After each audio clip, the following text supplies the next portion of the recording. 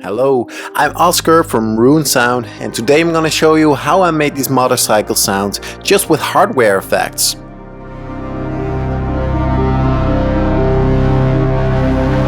First of all, I start with a source, in this case the LFO from the Dropbox lethargy effect. Because the lethargy is an analog effect, it has some sound of itself, even when you just use the LFO. Next up is a ring modulator, which I use to add a little bit of variation to every cycle of the LFO, just like you would have in a real engine. Because an LFO is a pretty weak source, I use a lot of drive from the MRF to make it sound louder.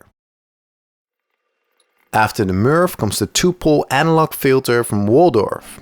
Again, I use this to add a lot of drive, but I also use the cutoff filter and the resonance to add lows and a more clicky high end.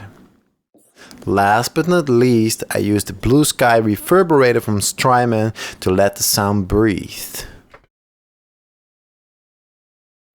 Everything is controlled by the foot pedal.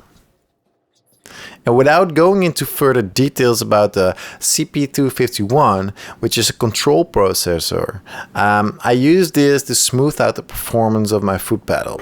And so here we look at the overview of the effect chain to make this beautiful and flexible motorcycle sound.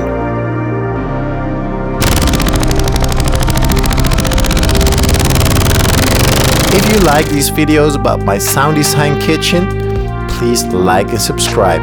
Everything helps me growing.